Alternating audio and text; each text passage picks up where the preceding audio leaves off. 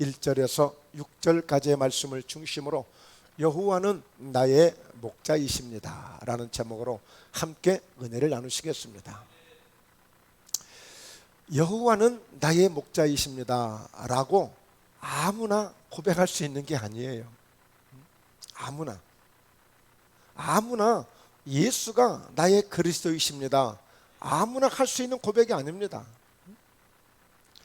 오늘 살아계신 하나님을, 살아계신 그 여호와 하나님을 나의 목자라고 고백할 수 있는 사람들은 정말 하나님이 어떤 분이신지를 아는 사람만이 할 수 있는 거예요.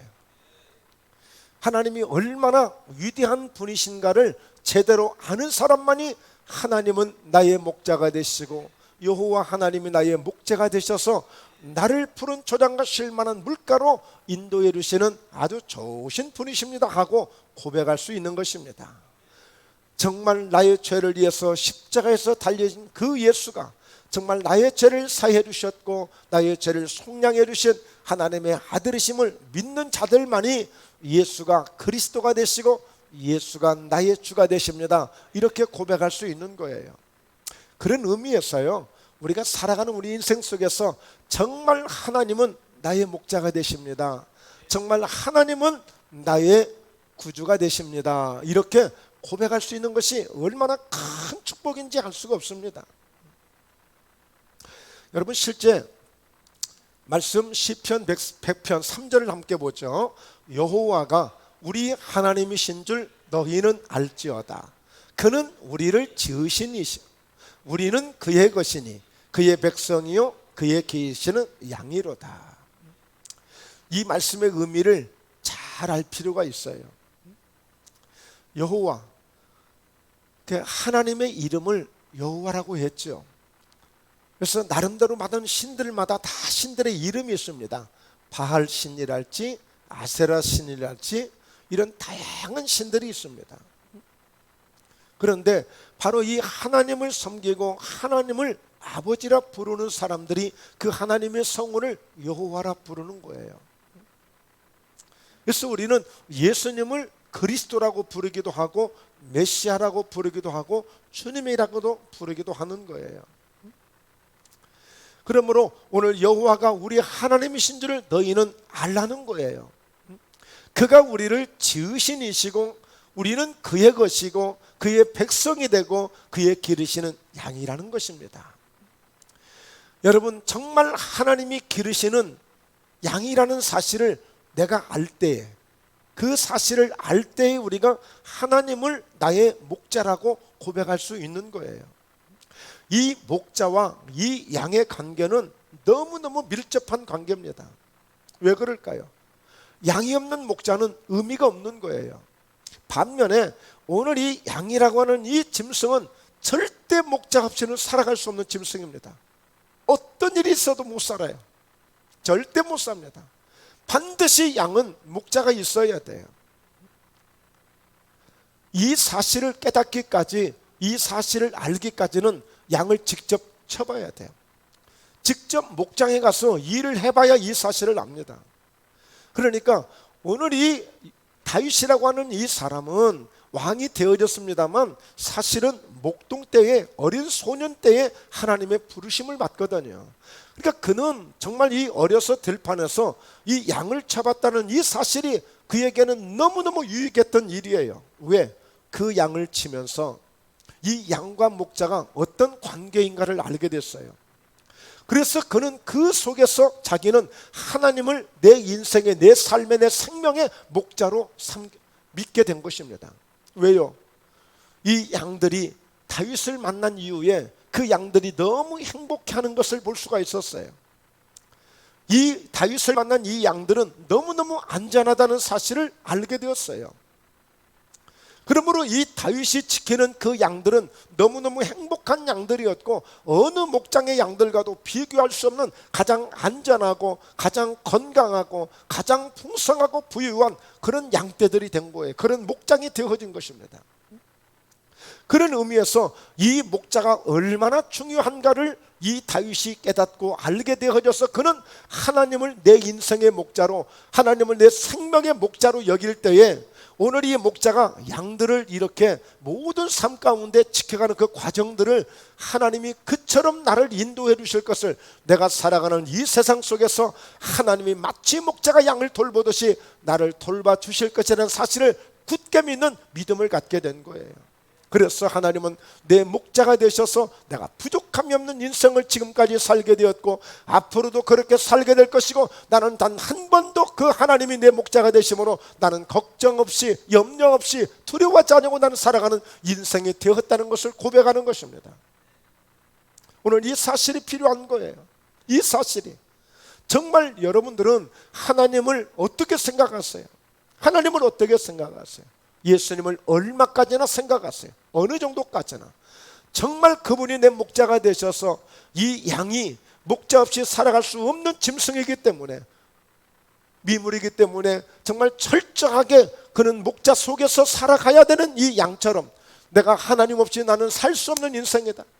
한순간이라도 하나님이 나를 지켜주셔야만 내가 살 수 있다라고 하는 그런 인식을, 그런 믿음을 갖고 계십니까?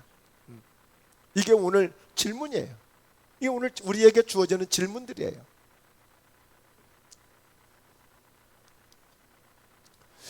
여호와는 나의 목자시니 내게 부족함이 없으리로다.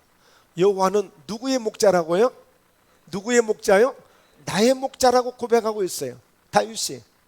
우리 모두의 목자가 되시는 분이시면 다윗은 철저하게 나를 인도해 가시는 나의 목자라는 사실을 집중하고 있는 거예요. 나의 목자. 그래서 내게 부족함이 없다는 거예요. 내가 하나님이 나의 목자가 되시기 때문에 그렇게 목자라고 고백하고 그렇게 믿고 하나님을 따라가는 그 나를 내게 부족함이 없도록 해주시는 거예요. 물론 하나님은 우리 모두의 목자가 되십니다. 우리 모두에게 부족함이 없게 하십니다. 그 사실과 하나님은 나의 목자가 되셔서 내게 부족함이 없게 하시겠다는 거예요. 여러분, 이제 연세가 지긋하신 분들은 이제 어르신들이, 부모님들이 계시지 않겠지만, 그렇지 않고 부모님들이 계시는 여러분들이 이번에 그런 고향이나 또 이런 데를 방문하셨다면 알 수 있을 거예요. 그 전에는 동네에 친구들이 와서 아이고 아버지, 아이고 어머니 그렇게 합니다, 보통.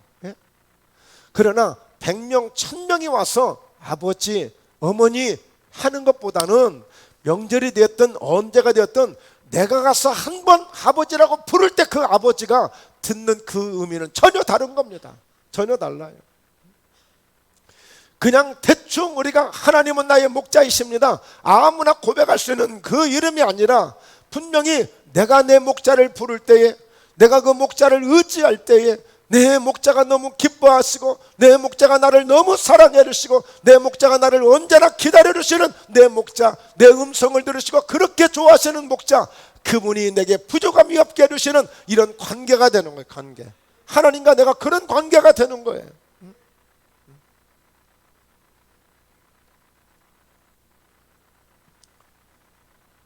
그래서 내게 부족함이 없는, 이게 실제 사실이 되어지고 이게 실제 삶에서 느껴지고 늘 이런 느낌을 가지고 하나님을 대할 수 있는 오늘 그런 믿음을 우리가 가져야 될 줄로 믿습니다. 자, 하나님이 아브람을 부르셨어요. 아브람을. 자, 여호와께서 아브람에게 이르시되 너는 너의 고향과 친척과 아버지의 집을 떠나 내가 내게 보여줄 땅으로 가라 그랬어요. 하나님이 누구나 다 부르실 수 있는데요, 아브람을 부르실 때 그 내용을 자세하게 봤더니 바로 너는 너의 고향과 그리고 내가 너에게 보여줄 땅으로, 하나님의 직접 아브람을 향하신 그 단독적인 개별적인 그 하나님의 특별한 관심을 가지고 아브람을 부르신 거예요. 즉 다시 말해서 그냥 쉽게 표현할게요. 우리가 두리뭉실한 마음으로 하나님을 만나는 것이 아니라, 두리뭉실한 그런 마음으로 하나님을 예배하고 하나님을 찾는 것이 아니라, 오늘 하나님이 너는 너의 고향, 내가 너에게 보여줄 땅으로 가라는 거예요. 오늘 여러분 예배를 통해서 하나님이 내 자신에게, 내 개인에게 얼마나 관심을 갖고 계시는지 이 사실을 확인할 수 있기를 바랍니다. 이 사실을 느낄 수 있기를 바랍니다. 이 사실을 붙잡을 수 있기를 바랍니다. 그래서 내가 너에게 보여줄 땅으로 가라고 그랬어. 많은 사람들이 있지만 유독 아브라함에게 오셔서, 자 2절을 보니까, 자 내가 너로 큰 민족을 이루고 너에게 복을 주고 네 이름을 창대케 해주고 너는 복이 될지라 그랬어요. 계속 개별적으로 아브라함에게 너야. 지금 다른 사람을 신경 쓸 겨를이 없는 거예요. 지금 하나님이 다른 사람을 미워하시고 다른 사람에 관심이 없어서가 아니라 오늘 하나님이 얼마나 아브라함을 사랑하셨고 아브라함에게 집중하셨는가를 알 수 있는 거예요. 정말 하나님이 어느 때인가 나에게 그렇게 집중해 주시는 그런 은혜를 한번 입으실 수 있기를 바랍니다. 나에게 집중할 수 있는 은혜. 야, 내게도 그런 관심을 갖고 계실까? 내게도 그런 관심을 가질까? 여러분, 하나님을 그래서 우리가 알고 그 하나님의 은혜를 정말 깊이 경험하고 정말 하나님이 내 목자가 되셔서 내 인생을, 내 삶을 이끌어 가시고 인도해 주시는 그런 은혜를 붙잡을 수 있기를 바랍니다. 내가 너로 큰 민족을 이루고 너에게 복을 주고 네 이름을 창대케 하고 너는 복의 근원이 되게 할지라. 네가 복의 근원이 되게 할지라. 3절 보십시오. 그래서 너를 축복하는 자에게 내가 복을 내리고 너를 저주하는 자에게 내가 저주하리니 땅의 모든 족속이 너로 말미암아 복을 얻을 것이라 하신지라. 하나님이 이렇게 때로는 상황에 따라서는 여러분 자신 한 사람을 부르고 찾으실 때가 있어요. 여러분 한 사람을 부르실 때가 있고 여러분 한 사람만 찾을 때가 있으시다고요. 하나님이 아브라함 한 사람만 찾으시듯이 아브라함 한 사람만 부르듯이 하나님이 그렇게 저와 여러분을 오늘 한 사람, 나 한 사람만 부르고 찾을 때가 있단 말이에요. 내 남편이 여기 옆에 있을지라도 내 아내가 여기 옆에 있을지라도 하나님은 나를 찾고 나를 부르실 때가 있다는 거예요. 그래서 아브라함이 어떻게 했을까요? 어떻게 했을까요? 이게 중요한 거예요. 이게 중요한 거야. 이에 아브라함이 여호와의 말씀을 따라갔고 또 그와 함께 갔으며 아브라함이 하란을 떠날 때 75세였더라. 그러니까 여러분 정말 내가 목자로 하나님을 생각하고 그 하나님이 창조주 하나님이신 것을 믿고 그런 믿음을 우리가 갖는다면 이제 하나님이 주시는 말씀을 그냥 외로 들을 수 있는 게 아니에요. 여러분 생각해 보세요. 내가 너를 너에게 너는 복이 되고 오늘 이렇게 집중해서 오늘 아브라함에게 집중해서 그 아브라함을 불렀는데 아브라함이 어떻게 하면 되겠어요? 우리 여러분 같으면 어떻게 하시겠어요? 하나님이 우리 다 놔두고 모든 교회 다 놔두고 유독 하나님은 나에게만 그런 관심을 갖고 나를 부르시고 찾으시고 또 불러서 나에게 그런 은혜를 주시겠다는데 어떻게 하시겠어요? 그럼 이때부터는 하나님이 또 나를 부르실까? 또 나를 언제 찾지? 또 언제 내가 하나님께 나아갔지? 여러분 관심 갖지 않겠어요? 하나님은 언제 나를 부르실지 기다리지 않겠어요? 얼마나 간절하게 얼마나 사모하고 기다릴 거예요? 그럼 우리가 할 수 있는 일이 뭐예요? 그럴 때마다 우리는 그 말씀을 따라가는 거예요. 그 말씀을 쫓아가는 거예요. 그거밖에 할 일이 없어요. 가는 거예요. 오늘 여러분 많은 양떼들이 있지만 오늘 목자가 유독 그 가운데서 나를 불러주고 나를 찾고 야 우리 초장으로 가자, 야 우리 쉴만한 물가로 가자 하면서 내 이름을 불러주는데 다른 양들은 다 가는데 가만히 있을 거예요? 가야죠. 당연히 가야죠. 다른 양들이 다 있을지라도 오늘 유독 나를 불러주면 더더욱이나 내가 더 따라가야죠. 그래서 말씀을 여러분 모두 우리가 다 같이 한 장소에서 똑같은 말씀을 듣고 있지만 지금 내 개인에게 주시는 말씀으로 받을 수 있어야 돼요. 내 개인에게 주시는 말씀으로. 그래서 아브라함이 되고 하나님이 그 아브라함을 통하여서 어마어마한 역사를 베풀어 주시는 것입니다. 그러니까 우리가 그냥 두리뭉실한 전체적인 어떤 그냥 뭉퉁거려서 듣는 이런 말씀이 아니라 오늘 하나님이 언제나 내 개인적으로 나를 이렇게까지 불러주시고 나를 찾으실 하나님이심을 믿고 하나님을 내 인생의 목자로 다윗처럼 그렇게 삼을 수 있는 이런 믿음을 우리가 가져야 될 줄로 믿습니다. 이런 믿음을. 여러분, 하나님이 모세를 부르시는 거 과정이에요. 자, 그랬더니 하나님이 이르시되 이리로 가까이 오지 말라. 왜요? 아니, 떨기나무 속에서 불꽃이 보이는데 그 속에서 하나님의 음성이 들려지는 거야. 근데 이 떨기나무가 불이 확 탔어야 되는데 타지는 않고 계속 불이 붙어 있는 거예요. 그래서 그곳을 가보려고 했더니 오지 마, 가까이 오지 마. 네가 선 곳은 거룩한 땅이니 네 발에서 신을 벗으라 그랬어. 아니, 그동안에 모세만 그곳을 다닌 게 아니에요. 그냥 버려진 땅이에요. 그냥 누구나 밟고 다니고 누구나 다녔던 땅이에요. 그런데 유독 오늘 모세에게만 네가 선 곳은 거룩한 땅이라는 거예요. 네가 선 곳은 거룩한. 왜 그럴까요? 오늘 하나님을 만난 곳이니까, 하나님이 함께하는 곳이니까. 바로 그래서 모세가 선 곳은 거룩한 땅이 된 거예요. 그러므로 네 발에서 신을 벗으라는 거예요. 왜요? 그 많고 많은 사람들이 있지만, 많은 사람들이 수도 없이 다녀갔지만, 그러나 너를 통해서 내가 하나님의 일을, 하나님이 같이 함께 일을 하고 싶다는 거예요. 그런 의미에서 네 발에서 신을 벗으라는 거예요. 네 발에서.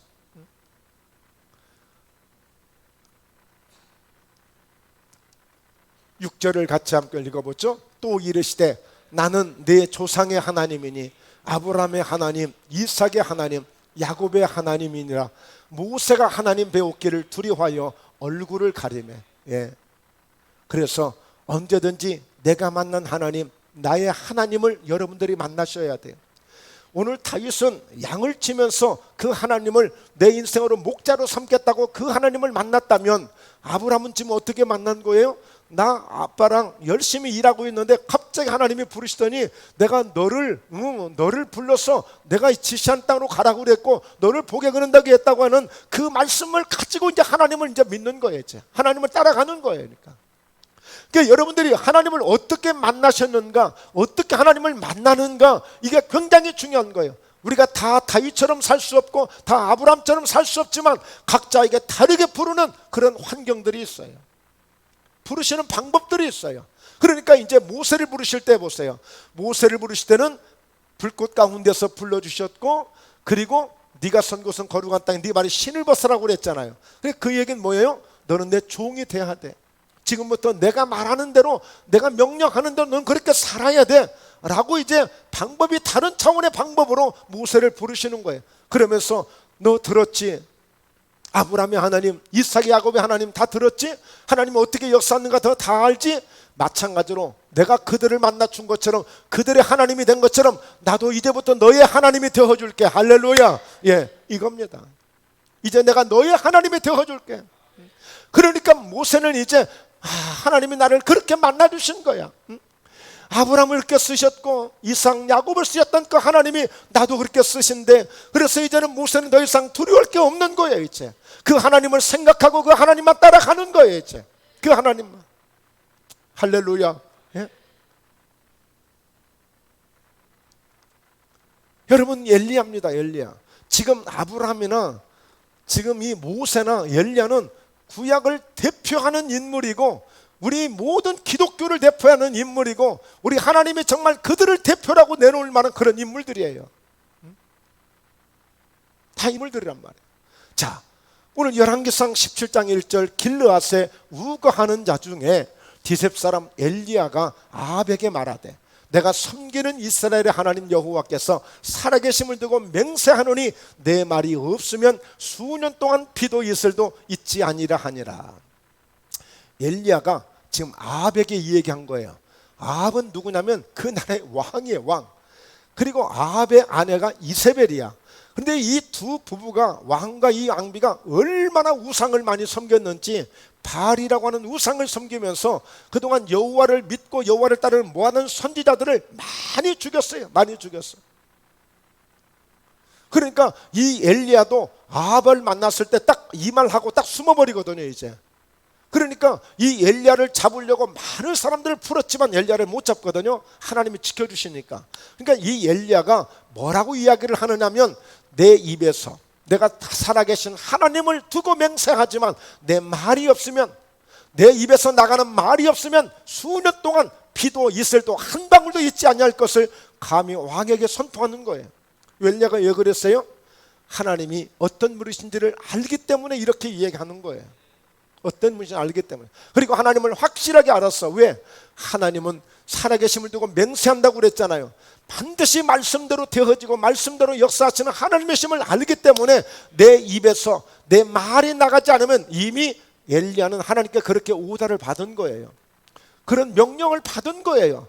그러니까 오늘 이 엘리야는 하나님을 배경으로, 하나님을 백으로 당당하게 감히 왕에게 하나님이 모세를 보내시니까 모세가 바로 왕에게 가서 내 백성들을 내보내줬어요. 처음에는 안 됐지만 하나님이 자꾸 가라고 하시면서 능력을 주셔서 가게 하니까 되잖아요. 하나님이 이 엘리야를 통해서 아방을 얼마나 씻을 퍼놓고 정말 무시무시한 사람이었는지 몰라요. 그때 많은 사람들이 죽임을 당했어요. 수많은 선지자들이 죽임을 당했어요. 떼죽음을 당하듯이 죽임을 당했어요. 그러니까 전부 숨어 있어야 돼. 그 시대에 바알에게 무릎을 꿇지 않는 자가 7,000명이나 남겨졌다고 그랬어요. 어디선가 계속 숨어서 하나님을 섬기고 있었던 거예요. 그 정도로 무시무시한 그런 정국이었어요.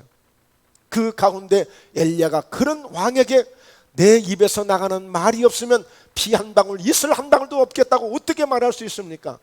그러니까 이 엘리야는 끝까지 하나님의 말씀을 믿고 나아가니까 마침내 하늘에서 불을 내리게 하고 3년 6개월 동안 비가 오지 않던 그 땅에 비를 오게 만드는 놀라운 역사가 있어요. 자, 그래서 18장 1절에 많은 날이 지나고 이제 3년에 엘리야가 3년 동안 숨어 있었던 거예요.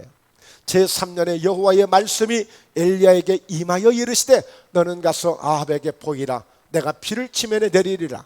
하나님 말씀 주셨잖아요. 그러면 엘리야는요 그대로 가요. 가면은요 자기에게는 그냥 일상적으로 우리나 똑같아요. 야고보서 5장에서 그렇게 말씀했어요. 엘리야는 우리와 성정이 똑같은 사람이 돼. 우리처럼 밥 먹어야 되고 우리처럼 잠자야 되고 우리처럼 화장실도 가야 되고 우리처럼 쉬기도 하고 다 똑같아. 근데 어떻게 해서 엘리야는 기도하면 하늘이 딱 닫히고 어떻게 그가 기도하면 하늘이 열릴 수 있느냐? 어떻게 열릴 수 있느냐? 그 비결을 보면 그냥 엘리야는 하나님이 말씀하신 대로 가는 거예요. 그냥 사람은 전 하나 똑같은 사람인데 바로 그 사람 속에는 하나님이 계시는 거예요. 하나님, 목자 되시는 하나님이, 오늘 능력 되시는 하나님이 그 안에 계시기 때문에 그가 가는 거예요. 그 말씀을 들고 가는 거예요. 그러니까 하나님의 일을 하는 사람들을 보면, 하나님이 쓰시는 사람들을 보면, 하나님이 역사하는 사람들을 보면 이게 별거 없는 것 같은데 역사가 일어나거든요. 근데 사실 알고 보니까 내용은 바로 이런 내용들이 있는 거예요. 그러니까 여러분 보십시오. 그렇게 많은 그런 아방이 많은 바알을 섬기는, 아세라 신을 섬기는 그런 막 무당 같은 사람들을 막 선지자를 세워가지고 불을 내리게 하지만 못 내리잖아요.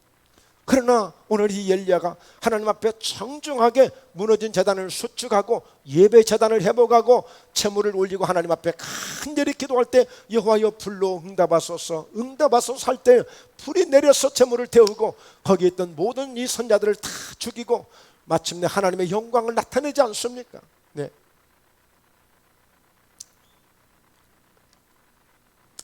누가복음 5장에 예수님이 베드로를 만나 주신 거예요. 베드로.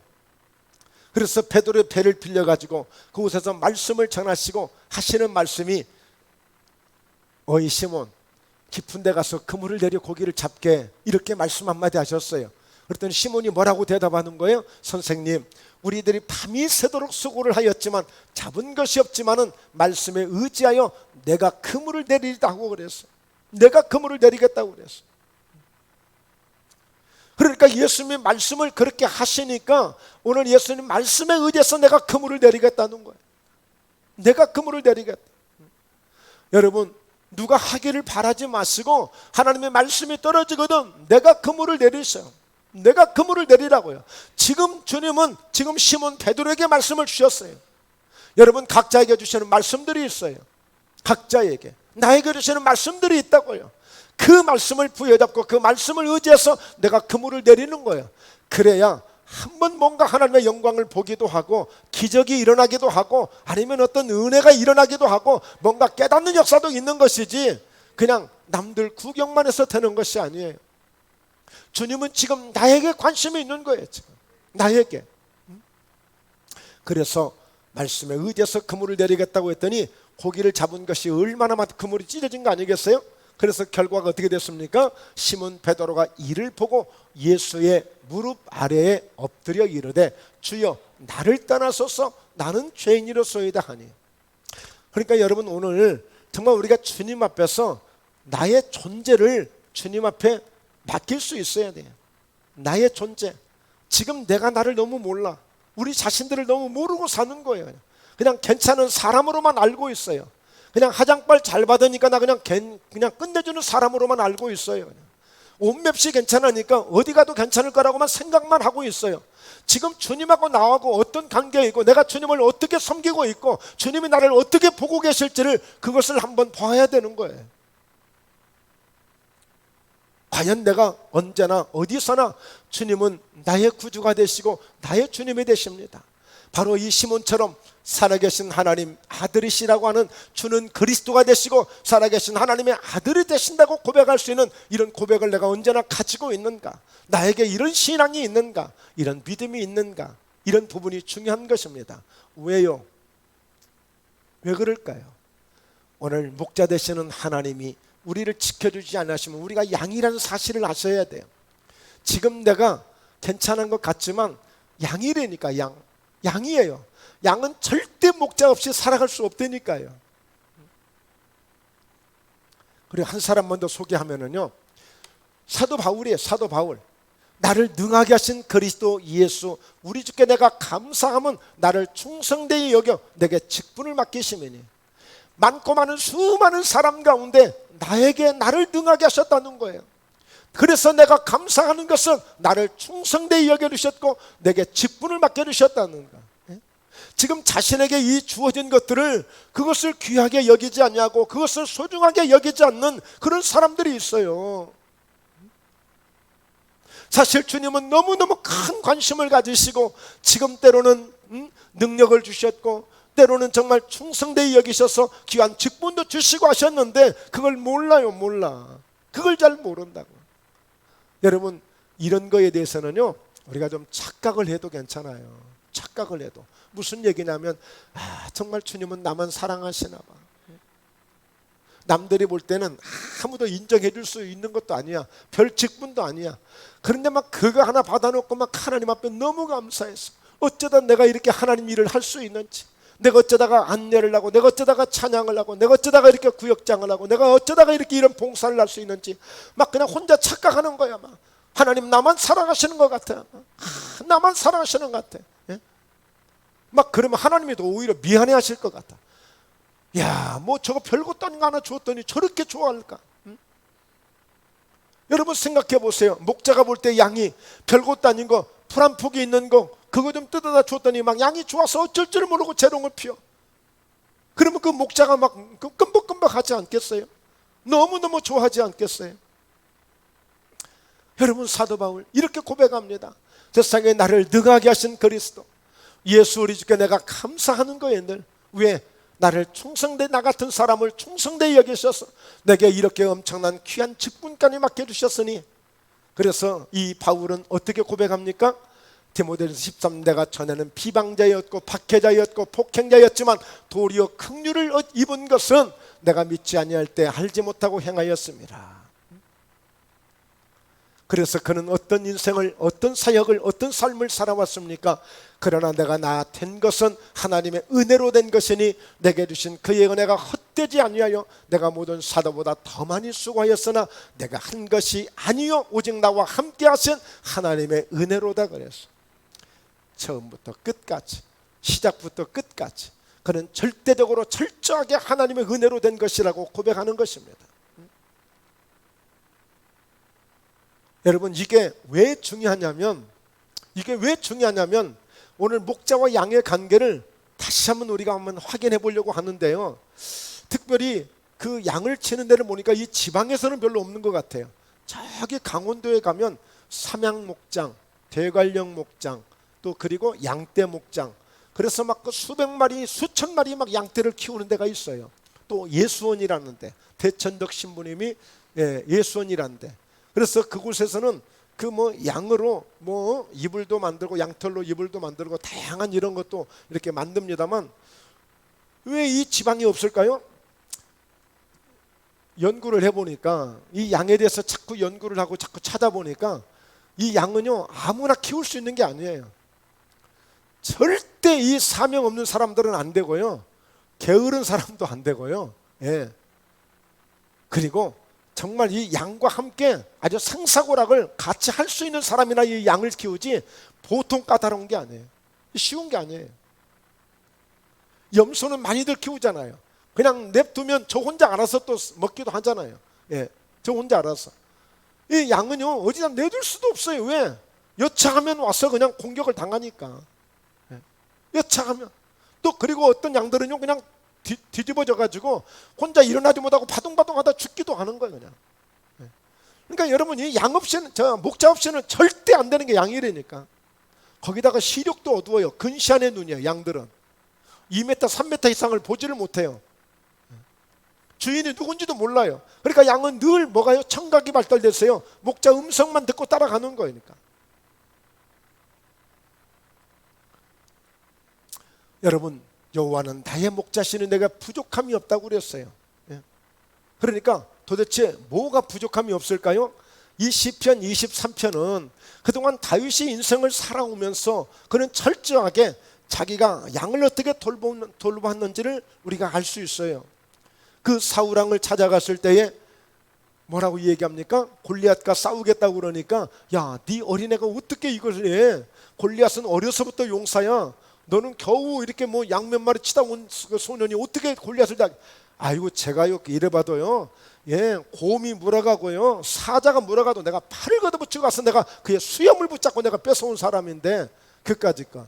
그러니 이 다윗이 얼마나 용맹하게 자기 이 양의 새끼들을 지키는가를 알 수 있는 거예요. 그래서 2절에 보면 그가 나를 푸른 풀밭에 누이시며 쉴 만한 물가로 인도하셨노라. 그러니까 지금 양들에게는 이게 최고의 축복이에요. 최고의 축복. 사실 저와 여러분들이 정말 하나님이 기르시는 양이라고 시편 100편 3절에 우리가 고백했단 말이에요. 정말 우리가 그런 양 같은, 하나님 앞에 그런 양 같은 이런 은혜를 입으셔야 돼요. 하나님이 우리를 푸른 풀밭에 누여주시고 쉴만한 물가로 인도하는 것은 양들에게는 최고의 축복이야. 최고의 축복. 예. 이보다 더 이상 바랄 게 없어. 양들이 할 수 있는 것은 푸른 풀밭에서 마음껏 먹는 거야.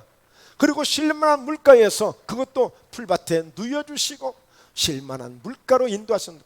그냥 아무데나 맨 땅에다가 아무것도 없는 데가 누이시는 것이 아니라 푸른 풀밭에 누이시겠다는 거예요. 이게 왜 축복이냐면요, 이 양들은요 아무 데서나 절대 눕지 않아요. 첫째, 이 양은 굉장히 소심하고요, 두려움이 많아요. 무서움을 많이 타요. 굉장히 소심해요. 말하자면 토끼 한 마리가 툭 튀어나오면은요 그냥 냅다 그냥 뭐 앞뒤 전혀 뭐 전후 생각할 것도 없이 그냥 갖다 뛰는 게 양이에요. 그냥 아주 겁이 많아요. 그러니까 조금이라도 불안하고 무서우면 절대 눕지 않아요. 양들은. 그러니까 목자가 하는 일이 뭐예요? 양을 가장 안전하게 편안하게 해주는 거예요. 누울 수 있도록 분위기를 만들어 주는 거예요. 놀라지 않도록. 그리고 두 번째, 이 양들은 싸울 땐 절대 눕지 않아요. 그러니까 닭의 세계를 들어가 보면 닭은 쪼우는 걸로 그 권위를 내세워요. 예? 또 소를 키우는 목장에 가보면 소를 떠받는 것으로 서열을 만들어요. 양은요 부딪히는 것으로, 힘센 놈이 와서 부딪히는 것으로 서열을 잡아요. 그러니까 이 동물 세계에서도 늘 그런 서열을 잡으려고 가만히 있지 않아. 가서 툭툭 치고 다니는 거야. 지가 최고라는 것을 과시하려고. 그러니까 이런 것들이 있으면 절대 이 양은 눕지를 못해요. 그러니까 목자가 뭐예요? 가서 군기 잡는 거예요. 또 예. 같이 괜히 뽀대내고 힘쓰고 다니는 놈 있으면 그놈 잡아주는 거야. 예. 안정되게. 세 번째, 눕지 못하는 이유는 기생충 때문에, 벌레들 때문에. 예. 벌레들 때문에 눕지 못할 때가 있어요. 그러니까 여러분 어떻게 하든지 그 양들을 보살펴 주는 거예요. 예. 벌레가 들어오지 못하도록, 파리가 없도록, 예, 기생충이 생기지 않도록. 특히나 이 코 가운데 이런 데 막 코파리들이 많이 와서, 예, 아예 잠을 자지 못하게 하고, 그리고 결국에 거기다 알을 낳아서 이 양들이 병 걸리게 만드는 거예요. 그러니까 늘 소독대를 가져야 되고 방충제를 가져야 되고, 그래서 이것을 갖춰줄 때, 그리고 마지막 네 번째, 이 양들이 배가 불러야 눕는다는 거예요. 배 안 부르면 잘 돼. 그러니까 푸른 풀밭에 누이는 거예요. 충분히 먹고 눕도록. 이게 목자 하는 일이에요. 이게 쉬운 일이에요? 아무나 할 수 있는 게 아니라니까요. 그래서 요한복음 10장에 보면 나는 선한 목자라. 싹군 목자들은 좀 어려움이 오고 이리 때가 오면 넷다 양떼들 놔두고 그냥 도망가 버린대.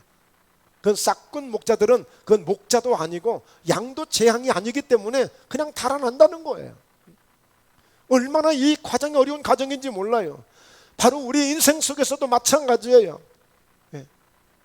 늘 우리는 뭔가 두려움 속에서 살고 있잖아요. 내일에 대한, 미래에 대한, 물질에 대한, 건강에 대한. 그리고 어때요? 늘 싸우잖아요. 뭔가 힘을 얻으려고, 내가 높은 자리에 올라가려고, 내가 뭐 나서려고, 내가 인정받으려고 늘 싸우잖아요. 놓을 수가 없어요. 편하지 않아요. 왜요? 원수마귀가 늘 우리를 이렇게, 또 이 질병 때문에, 코로나 때문에 우리가 이거 편히 놓을 수가 없어요. 편히 지낼 수가 없는 거예요. 그리고 우리는 무엇인가 늘 고파, 뭔가 늘 아쉬워, 먹어도 배부르지 않아, 덮어도 따뜻하지 않아. 그래서 오늘 다윗이 하나님을 목자로 삼았던 이유는 바로 하나님이 목자가 되실 때에 내가 양을 돌볼 때 그 양들을 만족하게 해서 푸른 풀밭에 쫙 누여치고 쉴 만한 물가로 인도해서 최상의 컨디션을 만들어 가듯이 하나님이 나를 그렇게 인도해 주실 것을 말씀해 주고 있는 것입니다. 내 영혼을 소생시키시고 자기 이름을 위하여 의의 길로 인도하시는 도다. 그러니까 여러분, 양들은 이 보니까 이 특별히 이 중동 지역이나 그쪽 지역에서는 장소를 계절에 따라서 한 번씩 옮겨야 돼. 또 새로운 목장을 찾기 위해서 또 옮겨야 돼. 자꾸만 옮겨야 돼. 그래서 여유가 있는 사람들은 자기 목장을 만들기도 해요. 그런데 양들을 한번 풀어놓으면은 뭐 뿌리채 다 그냥 캐먹잖아요. 양이나 염소들이. 그러니까 어때요? 계속 새로운 목장을 찾아야 돼. 말씀드렸듯이 이 양들이 다 건강한 양들만 있는 게 아니야. 어떤 양은요 그렇게 유별나게 자꾸만 이탈을 한대. 갖고 이게 말하자면 울타리를 해놓으면 자기 목장에도 충분한데 꼭 굳이 저쪽 담 넘어, 울타리 넘어 거기만 가려고 끼웃거리는 양이 꼭 한 마리씩 있다는 거야. 그래서 처음에는 혼자 가다가 나중에는 한 마리 두 마리 같이 데리고 간대. 그래서 분위기를 깨우는 거야. 분위기를. 그래서 때로는요 이 분위기를 잡기 위해서 이 목자는 그 양을 죽이기도 하더라고요. 죽이기도 해요. 분위기를 깨는 거예요. 한 마리. 그러니까 다 유별나게 꼭 한 마리 갖고 그런다는 거예요. 그럴 때는 어쩔 수 없이 죽일 수밖에 없다는 것입니다. 여러분, 그렇듯이 그렇게 나가다 보면 양들이 결국에 보면 뭐 살찌는 양들, 막 털이 막 움켜져 가지고 좀 잘 안 되는 그 양들, 또 가시 덤불에 또 걸리는 양들, 그래서 이게 잘 넘어져. 근데 넘어지면 거의 보면은 거의 양들이 90% 이상 양들이 스스로 일어나지를 못해요. 그러니까 일어나려고 막 발버둥을 친대. 그러다가 기진하고 소진해가지고 그냥 죽기도 한다는 거예요. 그러면 그런 양들은요 결국에 보면은 이 대쇠김을 하고 그러다가 속에서 가스가 차다 보면 그게 혈액순환이 안 된다네요. 그래서 결국에 다리가 약해지고 혈액순환이 안 되면 다리가 힘이 없으면 넘어진대. 그러면 그 넘어진 이 양들은요 다시 세워가지고 마사지를 해줘야 된대. 또 다리를 마사지를 해서 혈액순환을 다시 시켜줘야 된다는 거야. 그래야 다시 활기를 이렇게 회복해서 원기를 회복해서 다시 힘차게 걸어갈 수 있다는. 한번 넘어진 이 양들은요 바로 또 뛰어가는 것도 아니야. 다시 잘 또 단도리를 해야 돼. 그러니까 여러분, 우리 인생 속에서도 우리가 지치고 힘들고 넘어질 때 많잖아요. 시편 42편 1절이나 시편 42편 5절에 보면 내 영혼아 너 왜 이렇게 낙심하고 낭망하고 절망하냐. 그러니까 우리 인생 속에서 좀 이런 일 저런 일 생기면 이런 시험거리 저런 시험거리, 우리가 세상을 살다 보니 이런 일 저런 일 부딪히잖아요. 그럴 때마다 어때요? 내 영혼이 갈급하여, 내 목마름이 갈급하여 내가 여호와를 찾기에 갈급하다고 말하지 않습니까? 그러니까 목자가 오지 않으면 그냥 죽어갈 양들이 너무 많은 거예요. 우리도 마찬가지예요. 다윗이 그렇게 고백하잖아요. 내 영혼이 너무 골급합니다. 왜? 자기를 공격하는 사람들이 너무 많아. 자기를 힘들게 하는 사람들이 너무 많아. 환경이 너무 곤고해. 그래서 내 영혼이 너무 갈급하고 내 영혼이 너무 힘든 거예요. 그래서 하나님은 내 영혼을 소생시켜 주시는 분, 자기 이름을 위해서 의의 길로 인도해 주시는 분. 그래서 목자는 어떠한 일이 있어도 선한 목자답게 그 이름의 명예를 위해서라도 그 양들을 잘 인도할 수밖에 없는 거예요. 이게 목자의 사명이 아니겠습니까? 그러니까 하나님은 하나님의 그 이름을 위해서라도, 우리가 예수께서 36장에서 보았습니다. 내가 내 이름을 아끼노라 그랬어요. 내가 내 이름을 아끼노라. 너희가 여기저기 가서 내 이름을 더럽힌 그 이름을 나는 아끼노라 그랬어요. 그러므로 내가 너희를 위함이 아니라 내 이름을 아낌으로 내가 너희를 사랑하고 너희를 축복함으로 다시 에덴 동산처럼 회복해 주는 거예요. 하나님은 오늘 또 저와 여러분의 영혼을 소생시켜 주시고, 하나님의 그 이름을 위하여 우리를 의의 길로, 복된 길로, 그 길이 어떤 길이에요?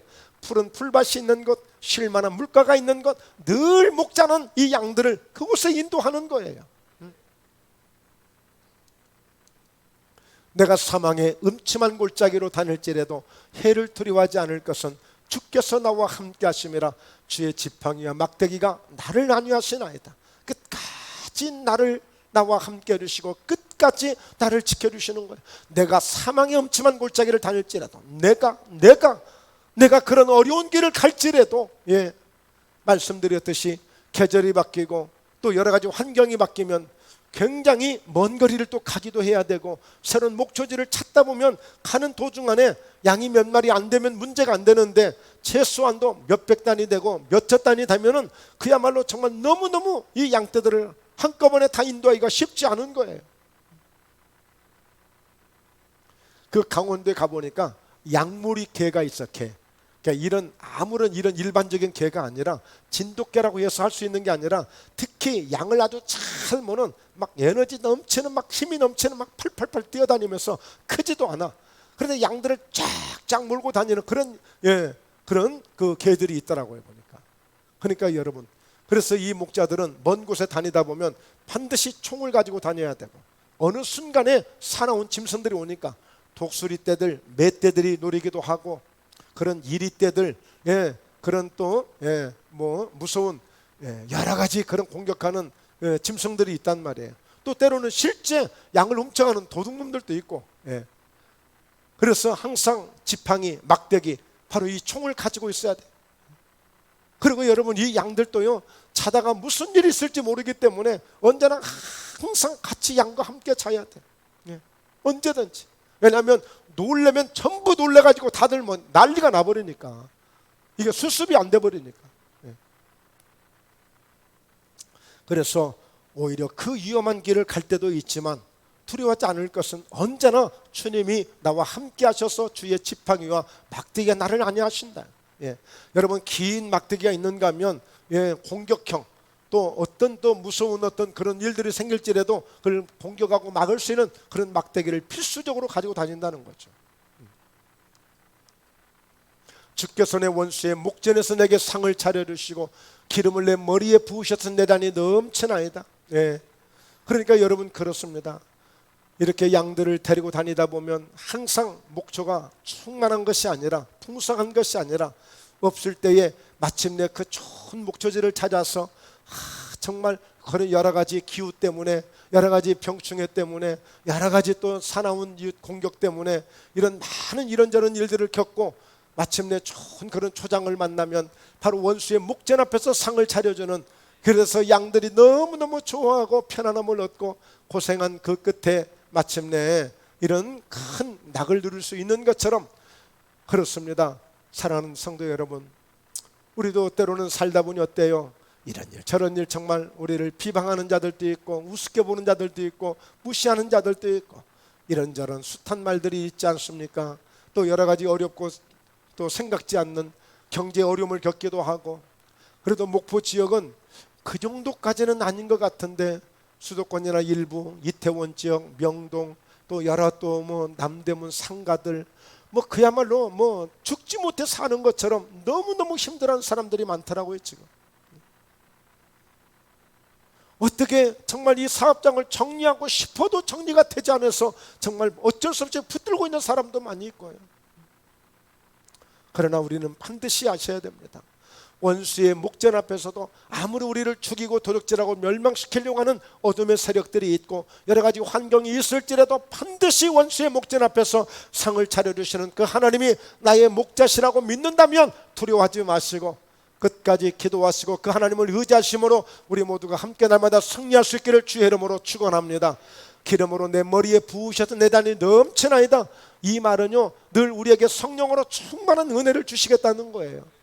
왜냐하면 이 양들을 멀리 광야로 데리고 다니다 보면 특히 말씀드렸죠, 코파리, 코에 달라붙는 이 해파리들 여러 가지 이런 사나운 것들이 달라붙으니까 기름을 실제 많이 부은데 머리에다가 달라붙지 못하도록, 접근하지 못하도록, 예, 실제 기름을 많이 부어줘요.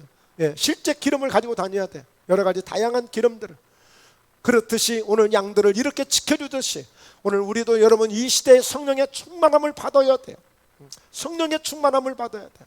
성령의 기름 부으심을 충만하게 받아야 우리가 이 어려운 세상 속에서 믿음 지킬 수 있고 어쩌면 이보다 더 어려운 환경이 올 수도 있고 아니면 좋은 환경이 될 수도 있을 것입니다. 우리는 좋은 일이 생기든 어려운 일이 오든 어려운 환경이 오든지 간에 어떤 환경이 와도 우리는 늘 우리의 믿음을 지킬 수 있는 믿음이 되어야 되기 때문에 늘 성령으로 충만해야 돼요. 그런 기름 부으심의 은혜를 충만하게 뜨겁게 우리가 받아야 됩니다.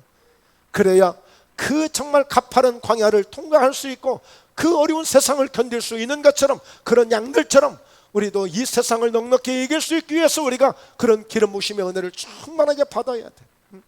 기름으로 내 머리에 부으셔 내 단이 넘치나이다. 그러니까 여러분 이 다윗은 아무리 어려운 상황이었을 때도 정말 나를 주 앞에서 쫓아내지 마시고 주의 성령을 내게서 거두지 말아주세요 이렇게 고백하고 있어요. 주의 성령을 내게서. 여러분 주의 성령의 역사가 정말 경험되어진 분들은 그 은혜가 얼마나 소중한 줄 알아요. 그 성령의 역사가 회복이 안 되면 기도가 되지 않아요. 은혜가 되지 않아요. 정말 견딜 수가 없어요. 사는 게 아니에요. 여러분 거기까지 되지 않은 분들이 많이 계실 수 있겠습니다만 정말 이런 성령의 충만한 은혜를 받아보십시오. 오늘 하나님이 쓰시는 모든 사람들은 한결같이 다 성령의 충만함을 받았어요. 성령에 충만하지 않고는 정말 하나님의 일을 감당하면서 우리가 영적인 이 믿음을 지킬 수가 없어요. 그래서 우리는 기도해야 되고 그래서 우리는 예배에 성공해야 되고 그래서 우리는 하나님을 날마다 의지해야 되고 언제나 우리가 고백하는 믿음이 있어야 돼. 오늘 또 하나님 나의 목자가 되셔서 감사합니다. 나의 목자 되시는 하나님 오늘도 그 말씀 따라갑니다. 오늘 목자 되시는 하나님만 의지하고 가겠습니다. 내가 아무리 두렵고 아무리 어려운 환경이 있을지라도 목자가 그 양들을 책임지듯이 하나님은 저와 여러분을 책임져 주실 것입니다. 그렇습니다. 6절에 내 평생의 선하심과 인자하심이 반드시 나를 따르리니 내가 여호와의 집에 영원히 살리로다. 할렐루야. 그러니까 여러분 이 목자는 이 양들을 어떻게 하든지 항상 그 목장 안에서 늘 편안하게 건강하게 늘 생기 있게 그렇게 지키도록 늘 목자가 힘을 쓰고 그렇게 예를 쓰듯이 하나님이 우리를 그렇게 인도해 가실 것을 다윗은 이렇게 늘 고백하고 있습니다. 그러므로 어떻게 해요?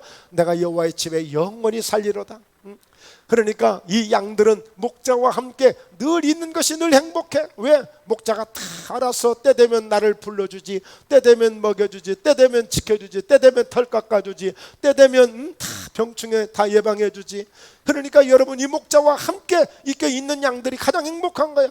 바로 마찬가지 우리도 오늘 하나님과 함께 있는 것이 우리 예수님과 함께 있는 것이 이렇게 주님과 함께 예배하는 것이 가장 행복하기 때문에 내가 여호와의 집에 영원히 살리로다. 할렐루야. 내가 이렇게 살아가는 이 믿음이 최고인 것을 다시 한번 고백하게 되는 것입니다.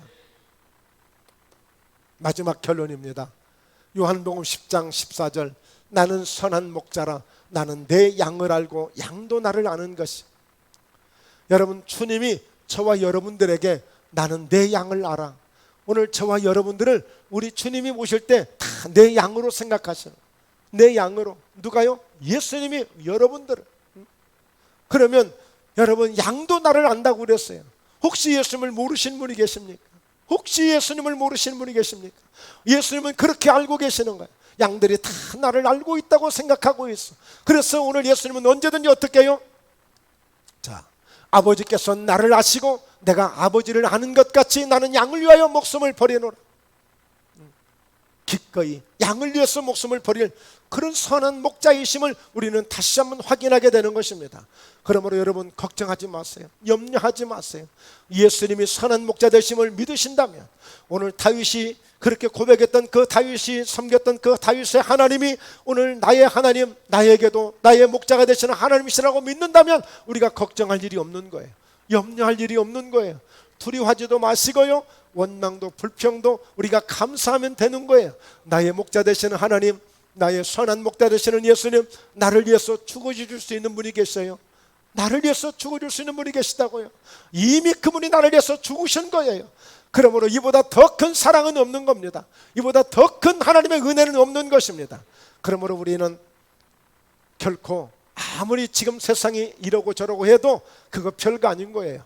다 하나님이 그 속에서 우리를 지켜주시니까, 풍파 속에서도 목자는 그 양들을 끝까지 지켜주시듯이 하나님이 우리 인생의 그 어떤 풍파 속에서 우리를 지켜주실 것이기 때문에 오늘 하나님의 은혜 가운데 우리가 항상 날마다 달려가시기를, 그래서 저희 목포회담교회 우리 모든 성도들이 늘 목자 되시는 하나님으로, 선한 목자 되시는 예수님의 사랑으로 더욱더 승리하시고 더욱더 복된 삶으로 날마다 달려가시는 아름다운 은혜가 있기를 주의 이름으로 축원합니다.